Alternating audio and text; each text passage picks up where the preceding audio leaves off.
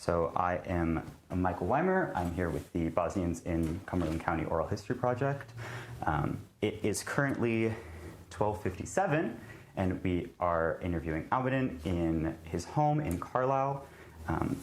We have discussed a little bit before, but you know that we are going to be doing an interview, and afterwards you'll have the right to sign a release form. Can I have your consent for this interview? Oh, yes. Okay, cool. Could you please state your name, full name, just so we know how you want it to be said? My name is Almedin Salkic. Cool. Could you spell that for us? Almedin, and last name Salkic, Salkic. Wonderful. And at any point, if you don't want to answer a question, we can totally move on, or we can take a break. Okay. Yeah. Sounds good. So I guess we'll start out, if you could tell me a little about yourself in Carlisle. How long have you lived in Carlisle? So I've been here in Carlisle since June, July in 2002. We moved down from North Carolina. So it's been a few years now. Wonderful. I'm going to be recording a secondary one, just a backup audio, just in case. And how long did you live in, did you say North Carolina? So May 7, 2002, we came to North Carolina from Bosnia. And I came with my 4 brothers and my mom. And my mom she had a stomach cancer a few years before arriving to America. And that was the biggest reason we moved to the United States, because we were trying to find a better doctor for her. And when we arrived there, she was only alive for another 20 days, 15, 20 days in there, and then she ended up passing. I'm very sorry. And then a few months later, we found out about Carla and the Bosnian community and stuff like that. So we decided with our uncle, who was already living there, to move to Carla. Could you talk a little bit about how you heard about Carlisle and that there was a Bosnian community here? Who kind of clued you into that? So before coming here, my uncle back in 1996, he came to North Carolina, and he was living there before us even arriving in 2002. And his wife's cousin, who was living here, I guess they visited her a few times before our arrival, so he knew that there's a big Bosnian community in here, and that's how kind of we got pulled with him to come up here. But yeah. And your uncle, was that the first member of your family to come to America? So my aunt was the first one, and a few months later my uncle came after her. But yeah, she was the first one who came here. And the reason she came in here was her father-in-law, who was in the war camp, like a prison. Mm-hmm. So I don't know how the program worked. I guess they had options to from the prison to come here. I don't want to call it prison. It wasn't a prison. It was like a war. They got captured. Refugee camp. That's it. Yeah. So he took the option to come here, and then after he brought her here, so then she brought her brother, my uncle, here. So yeah. And as you've been living in Carlisle, what do you do currently? Right now, I manage one of the buildings for DHL supply chain. Wonderful. Is that something that you've done for a while? So after high school, since I'm a middle child, so I got 2 brothers, older and 2 younger. The older one, when we got here, he was 20, and then the other one was 18. I was 16, and the other one was 15, and then one was like 9.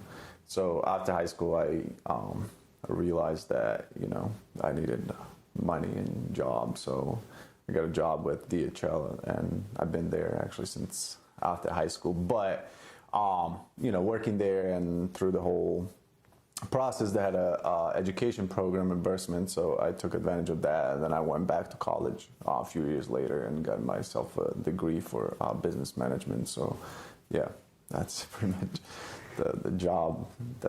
That's all I did there. That's awesome. Yeah, being the middle child can be tough. Yeah.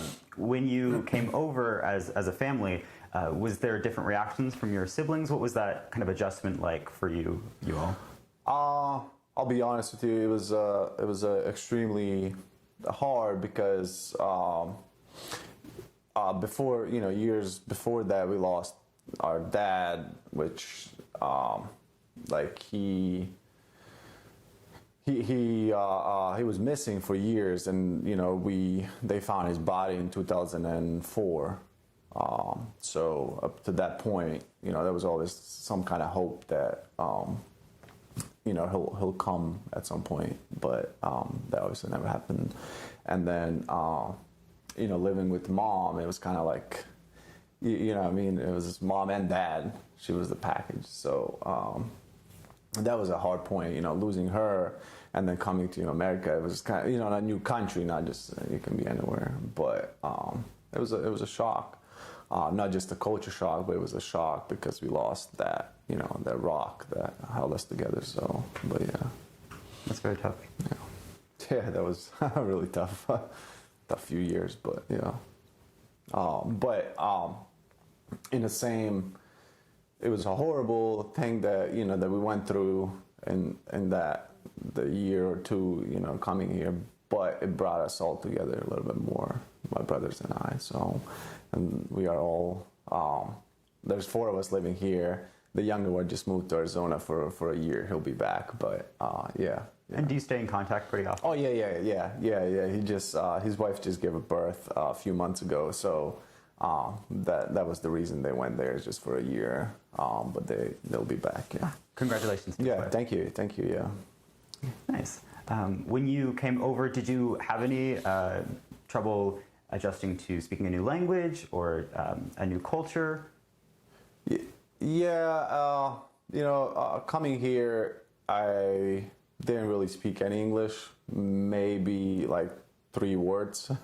For some reason, I knew how to say I understand. I don't know why, to be honest with you. It's like, now thinking back, it's kind of like I could have learned some, a few more smaller words, but I that was the one word that, kind of stuck with me from school and the music and movies. You just, so that was like pretty much the only one I remember that I knew.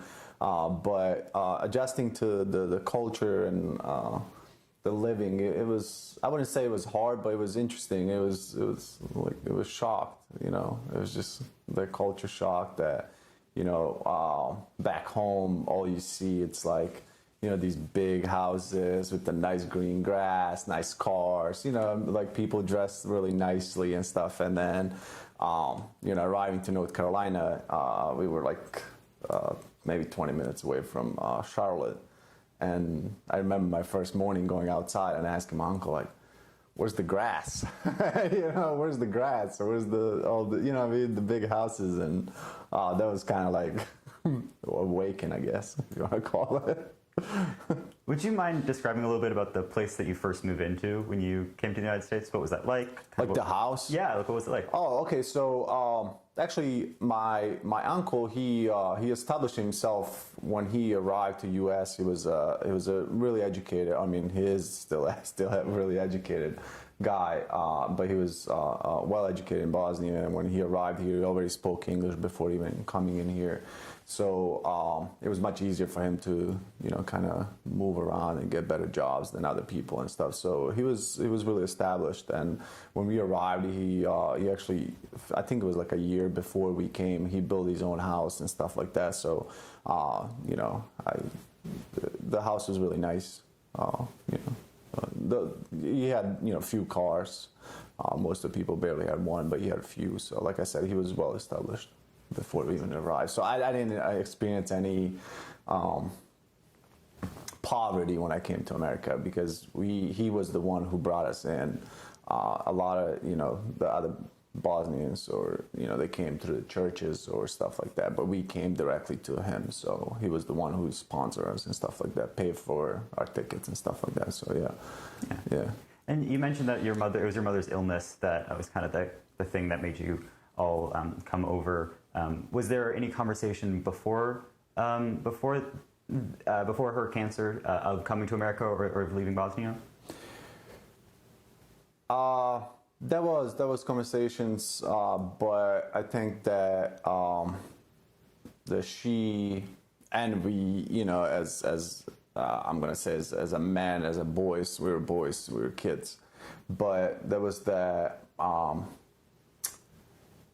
pride of that country, you know, because we lost, you know, most of our family to the country, so that piece of land meant a lot to us, and so we decided not to go just because like we wanted to stay and rebuild and build a life there. But you know, once she got sick and years later, after the war stopped, we realized that country's not doing anything for the kids of the soldiers. So we started like losing some kind of hope for a better life in the country. So I mean, I'm not saying I still love Bosnia and stuff like that, but I saw, you know, the politicians and stuff after the war, we were forgotten. We felt like, you know, we were kids of somebody who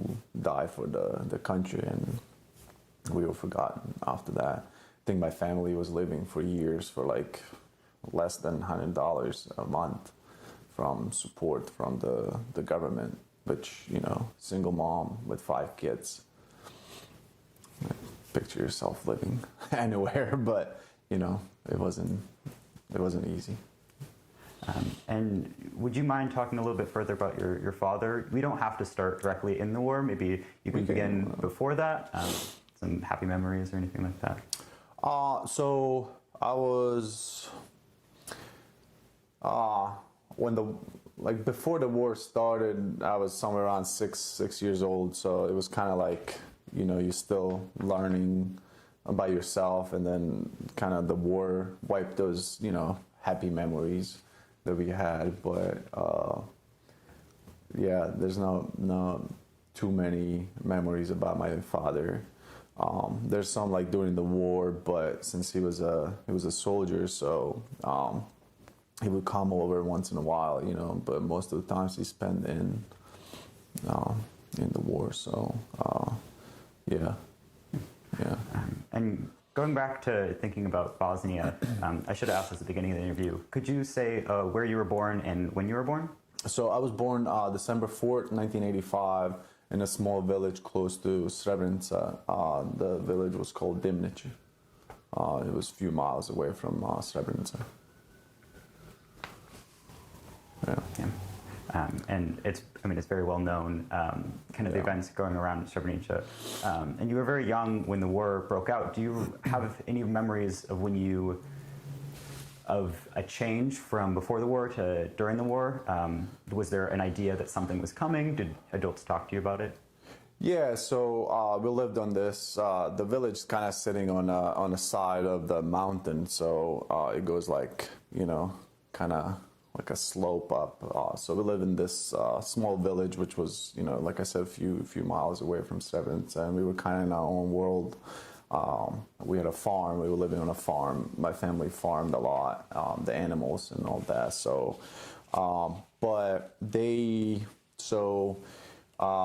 culturally, the kids always live with parents. So my dad, he only had one brother, and he had four sisters. So the sisters got married and moved on, and then my uncle, he was I think 18 maybe in that time. He was still in college, and there was the mandatory army after the school. You had to go to the army, so he was kind of preparing to go to the army, and you know, the life was, like I said before, you know, it was really hard for me not to remember, but I remember being peaceful, living on a farm, happy, you know, we were all happy, and, you know, like every other family.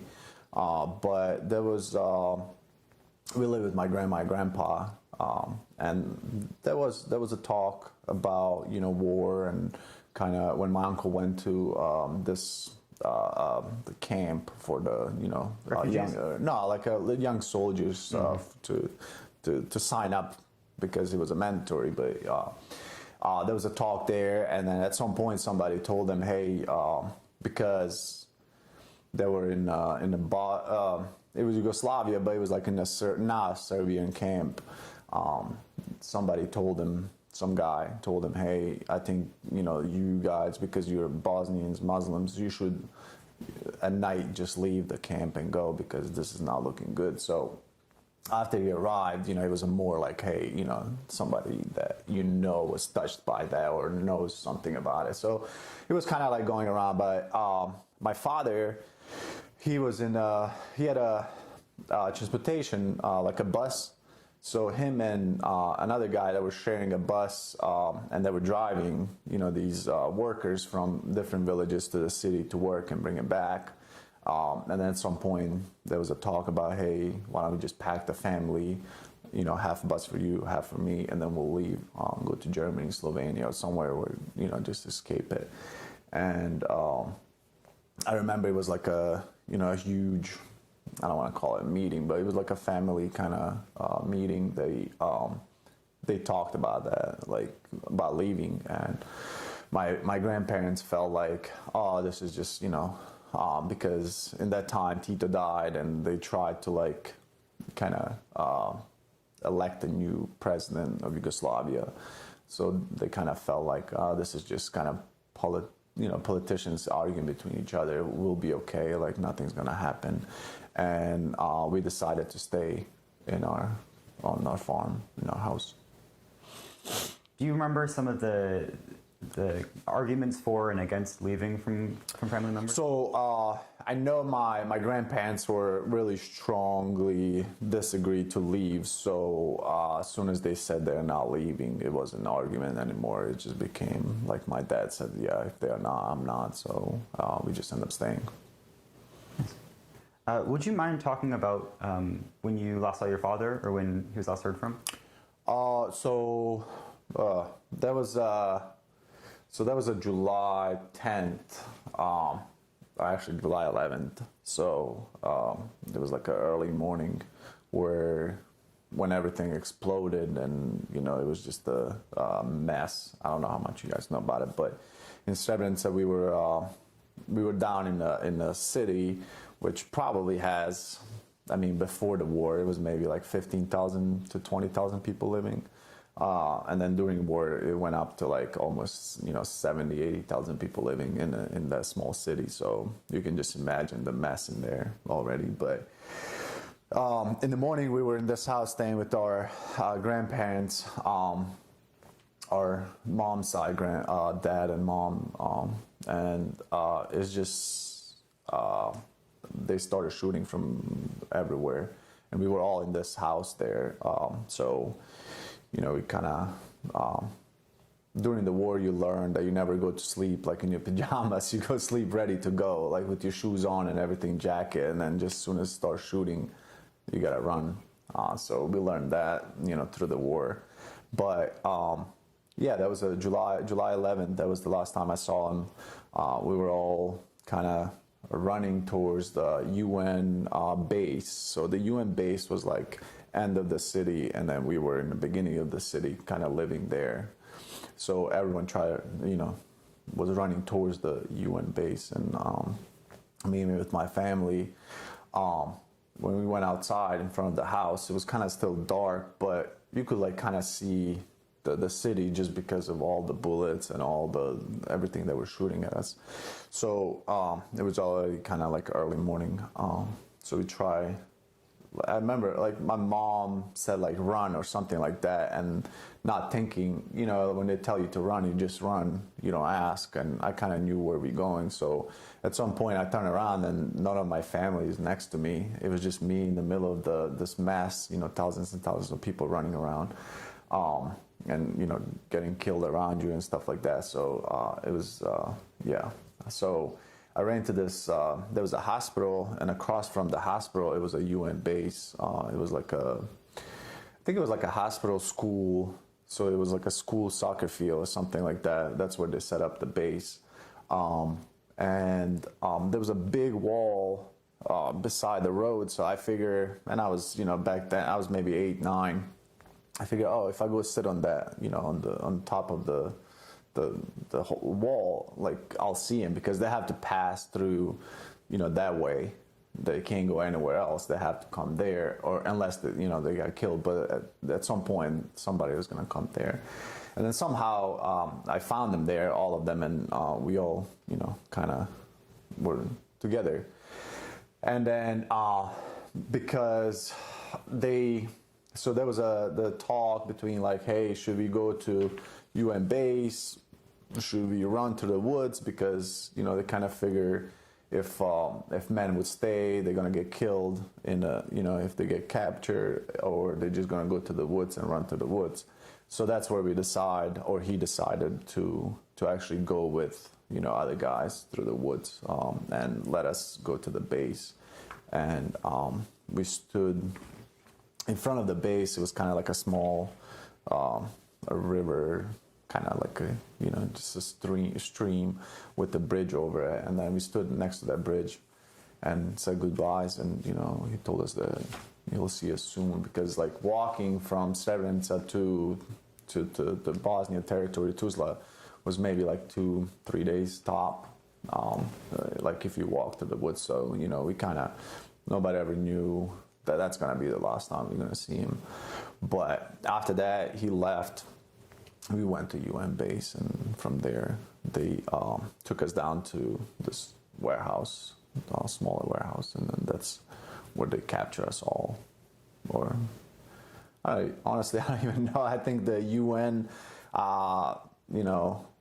capture us for them and just put us in this warehouse and let us be there. I mean, that's what it was, honestly. But yeah. How long did you stay there? So we were there for 3 days, so in a base, they had these trucks and the buses, and people were just, kind of going inside. And I mean, it was packed. Like, I even look at sometimes like the pictures, and there's like there's a truck going with the people on it, in it. I mean, I don't even know. The driver just has like a small window to see everywhere. The people are all around the trucks and stuff like that. So they took us inside. You could drive inside the warehouse, and that's where they took us out and let us go, and just told us go to their room there. And so we went inside, and you couldn't see outside. There was a plywood on the windows. There was windows in the back, so like when you walk inside the room, it was like the dock doors are here. There was a way you could get out on the right side, a small door, like you go outside, and in the back it was like just window, huge windows, but there was a plywood there, so you couldn't really see it. So it was like really, really dark, a little bit of light coming through, probably from like bullets holes and stuff like that. So they keep bringing people, bringing people in, and I don't even know how many thousands of people end up being in that warehouse, but it was a really tight space. You couldn't really like lay down, or you can just kind of sit down and people around you. So we stayed there for 3 days in that, I don't even want to say a hell, but that was a hell, if there's a hell, that was. But yeah, they were coming in.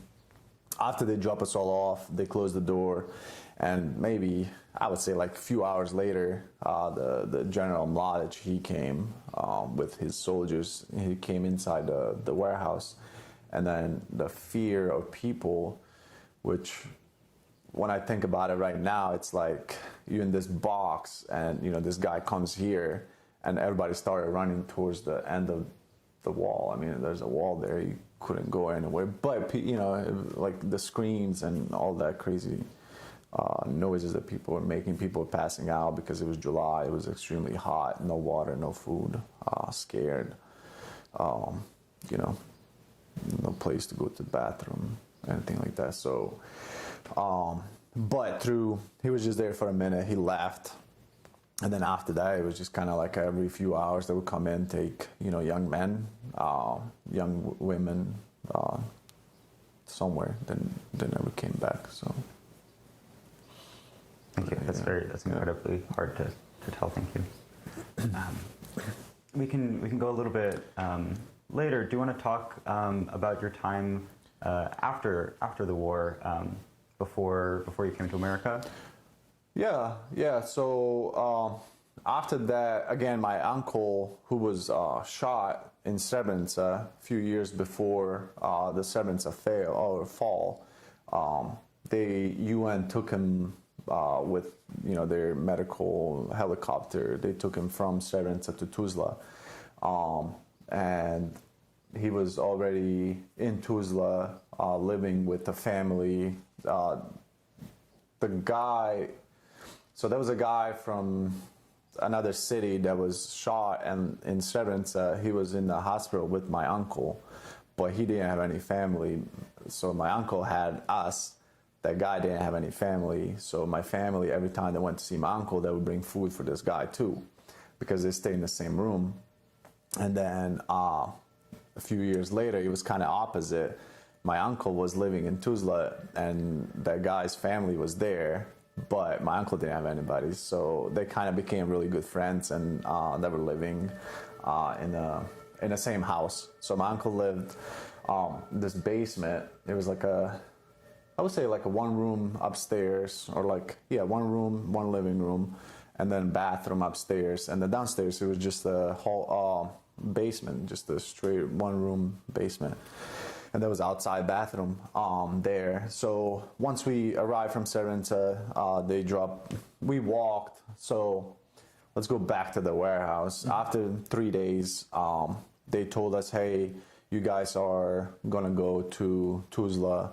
And at that point, obviously, you don't trust them because you've seen, people getting killed left and right. And they were like, we can't let you all just open the door and let you guys all go. We have buses up there lined up. So you have to walk maybe a few hundred feet from the warehouse to the main road where they had buses. So they were like, we'll open the door, let the group go, close the door, let the group go. In our heads, like, you just go outside, you're going to get killed no matter, that was like thinking. And we were kind of like, as a family, it was, my aunt was there, my grandma, my mom, and then 5 of my brothers. My youngest one was a baby because he was born 92. So he was like three years old. So we were kind of saying goodbye to each other because, we know as soon as you walk out, you're going to get killed. Or that's what we were thinking. So we were kind of decide to stay all in the same group. So once we leave, we kind of, so they opened the door and then let groups go. Our turn was to go. So to walk, it was like a smaller path from the warehouse to the main road.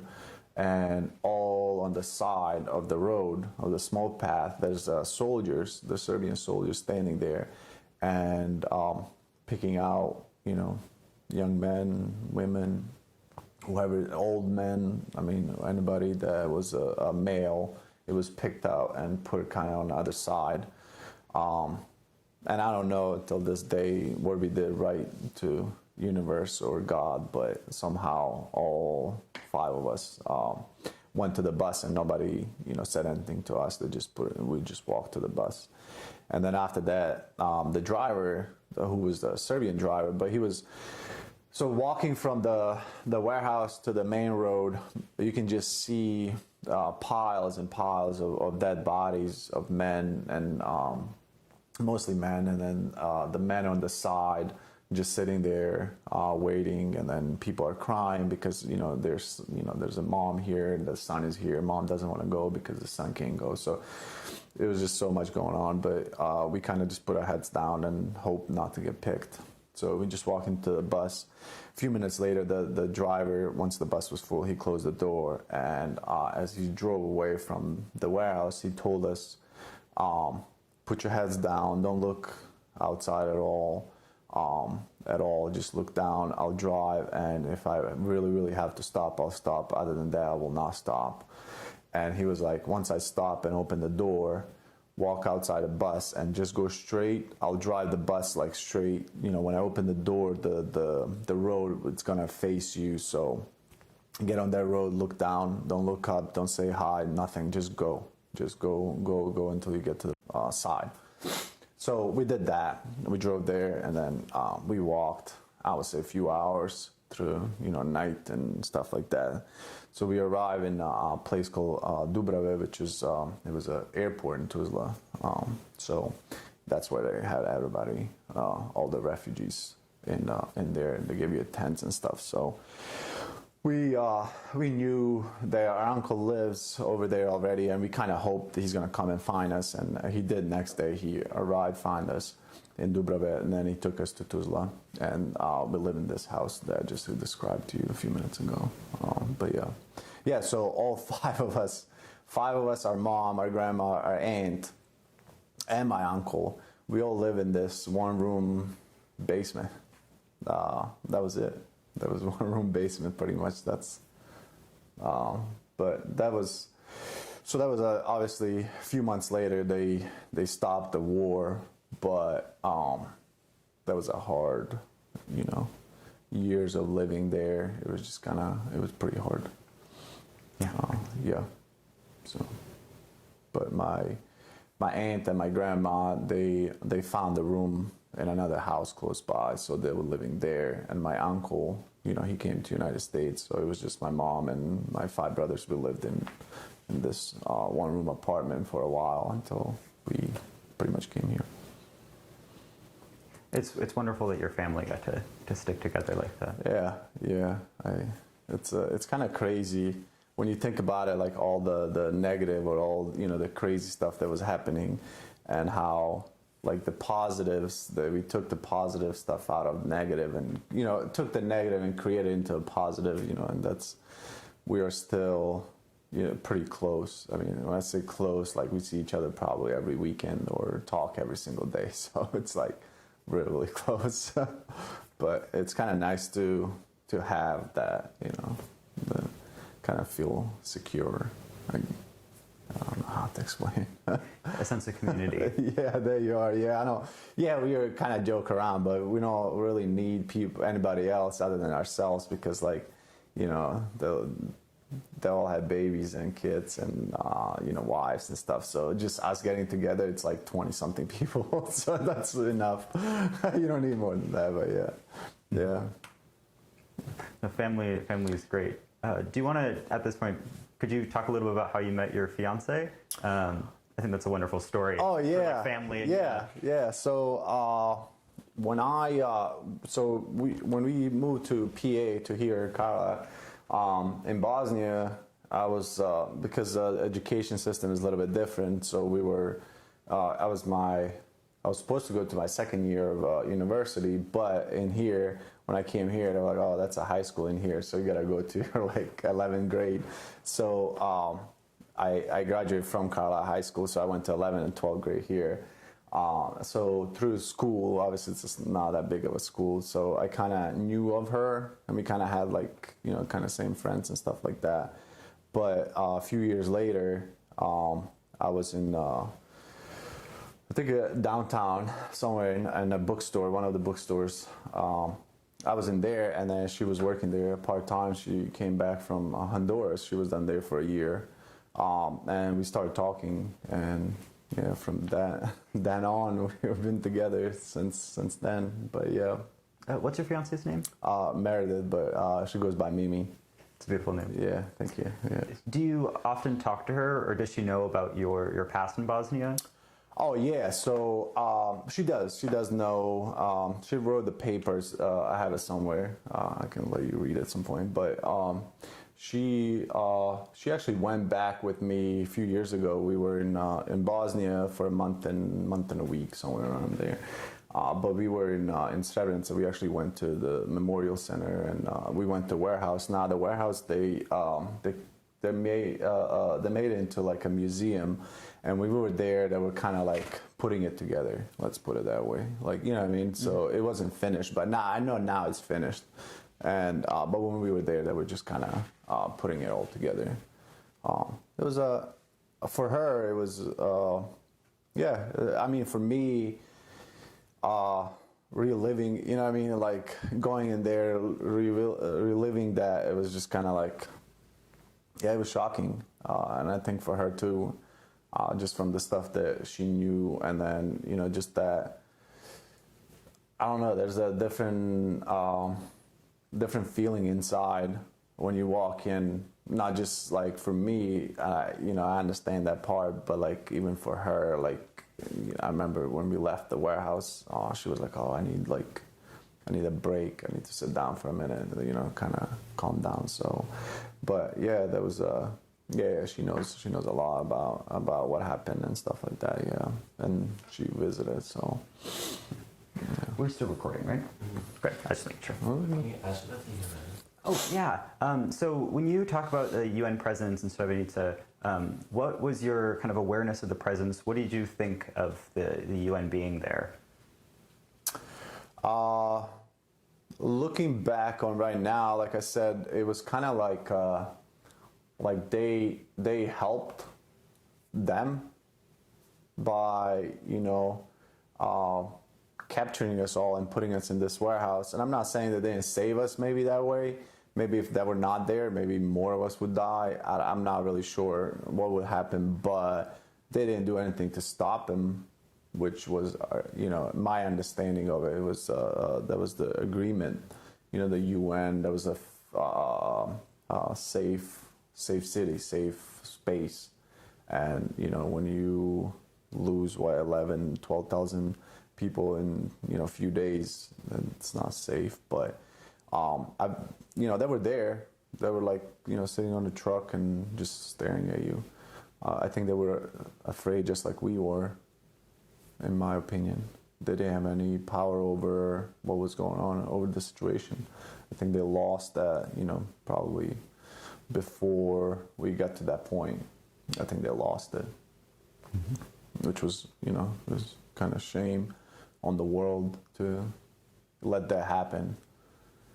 I think if they didn't come there and made it into a safe zone, I think we would still had a chance to fight.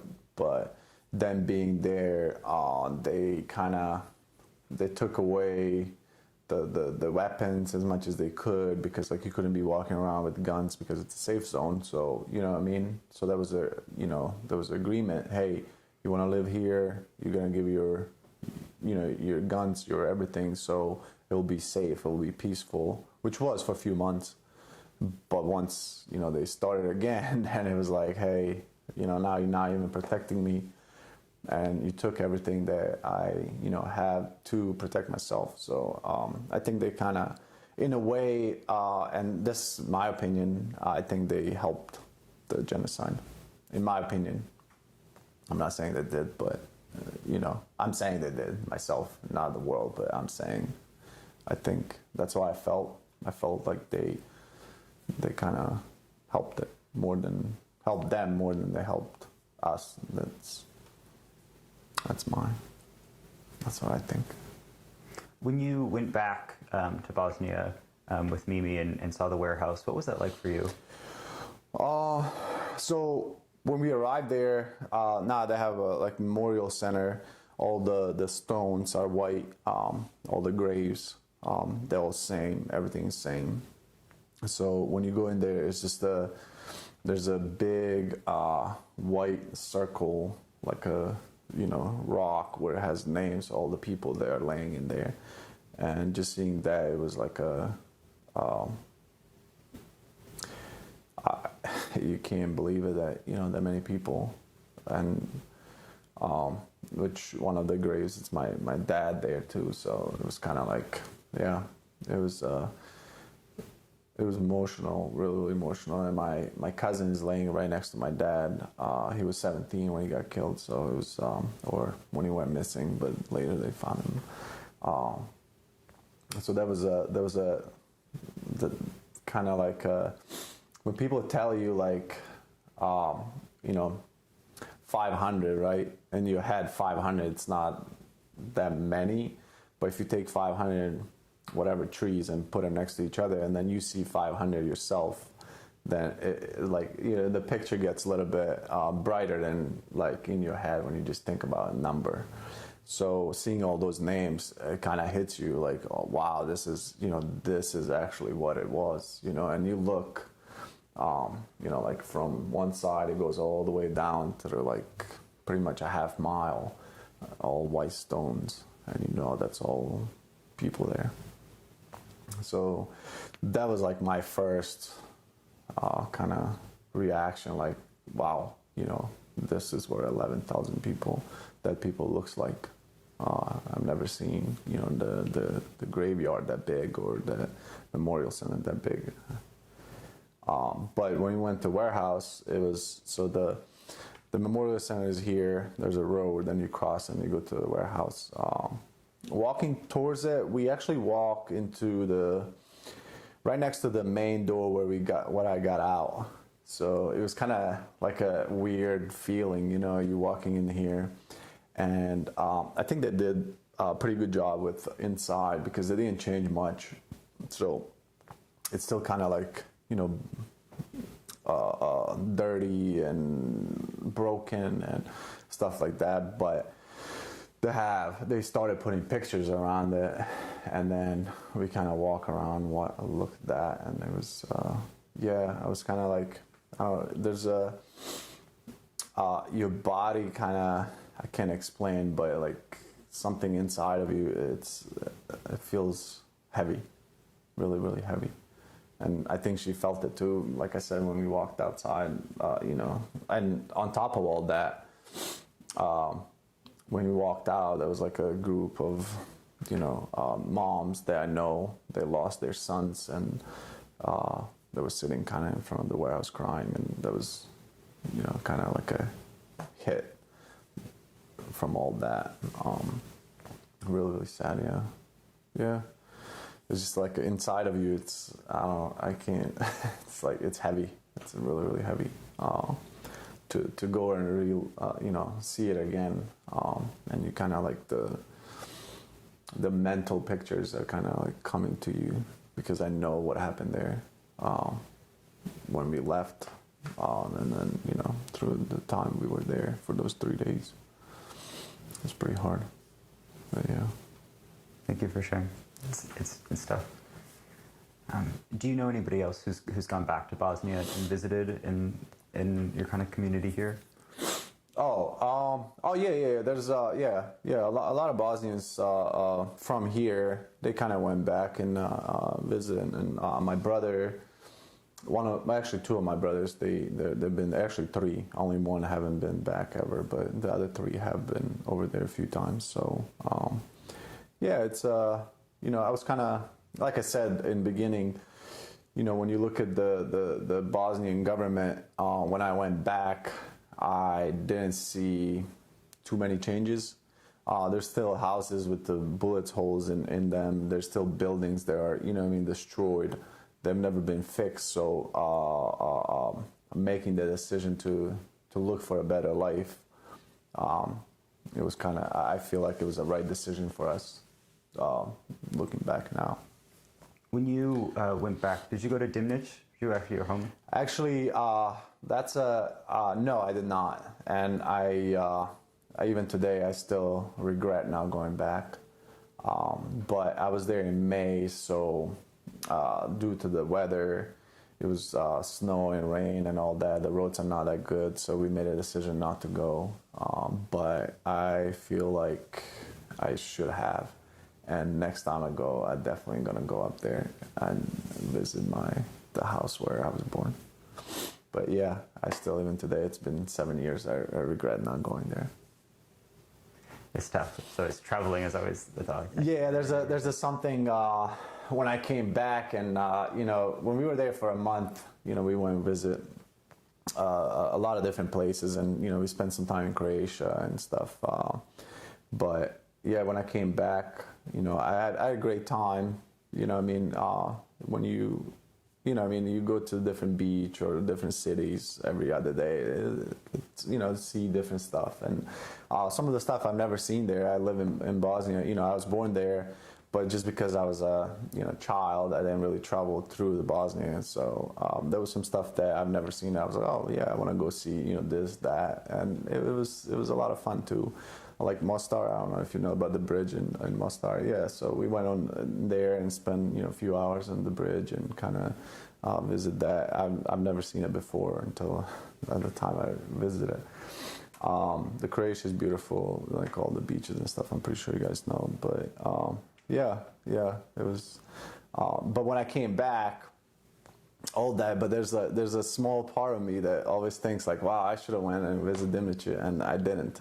But yeah, at some point I will go, definitely, for sure. Yeah, it's good to make plans for the future. Yeah. Yeah. So kind of taking it back to Carlisle when you were around here, we talked before we started recording about the Independence Day celebration, which I understand you were busy and didn't get to go to. Do you still keep in touch with the community? Do you participate with the cultural center? So I'm kind of, I don't know how to explain myself to you guys, but I'm kind of between like, I'm like a bridge, right? I'm between like the Bosnian culture and American culture, or American, everything.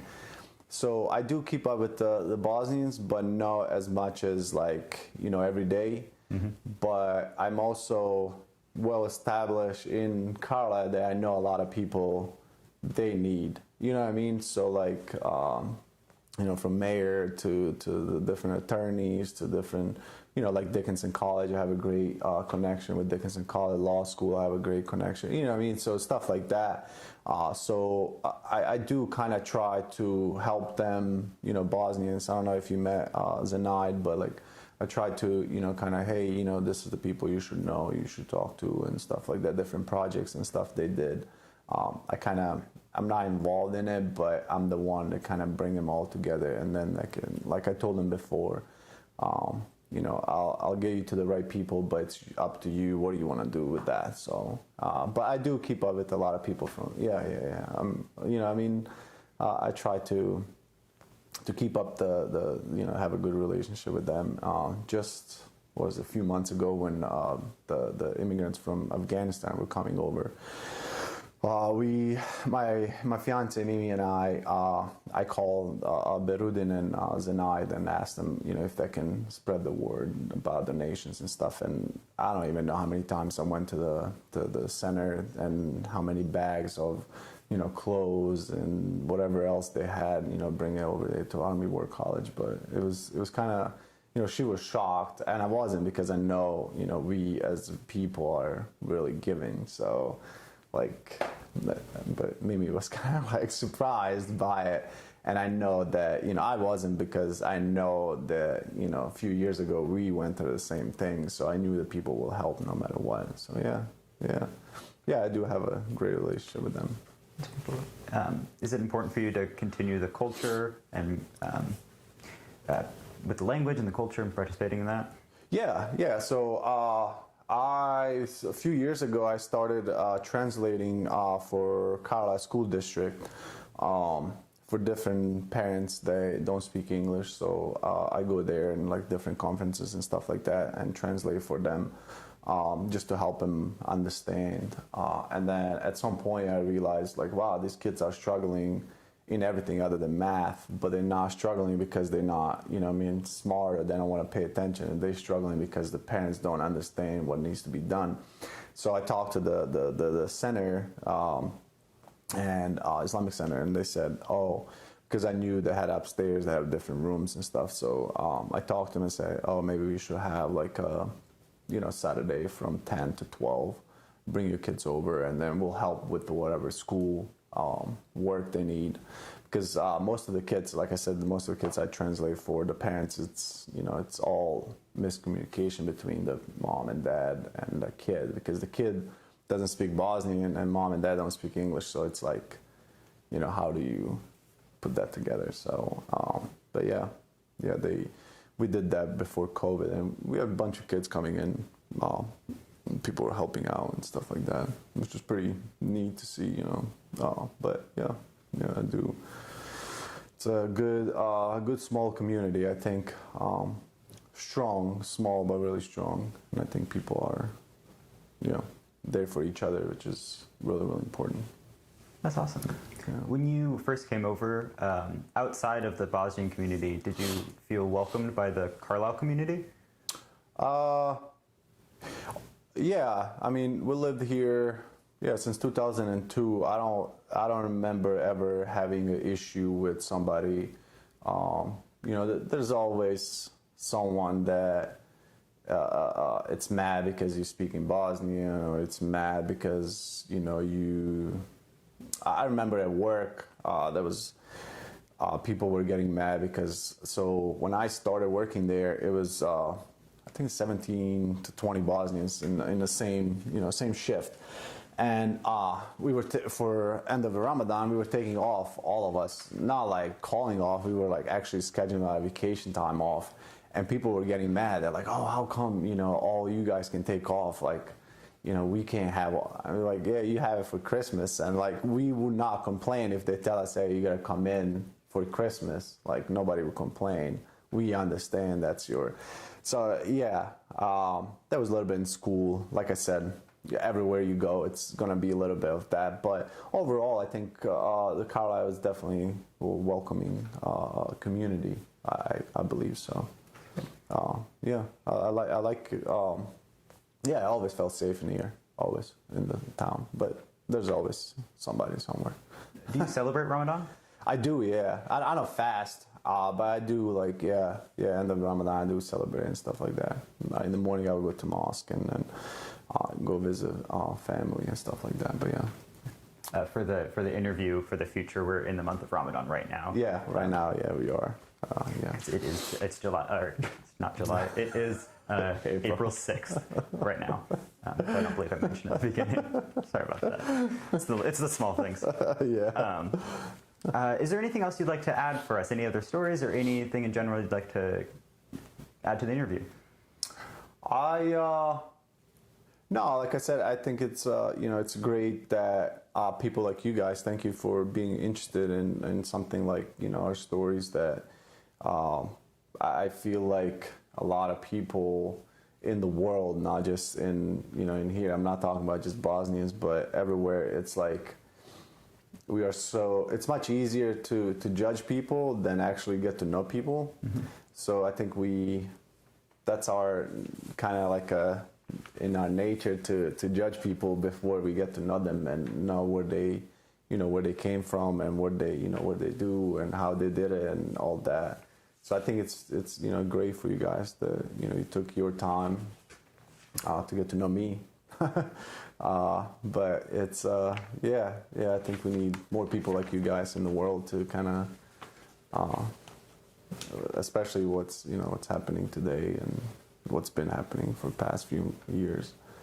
It's really hard to find people that are interested in other people. Like I said, it's much easier to just judge anybody than get to know you. It's sad, but that's the world we live in. But yeah.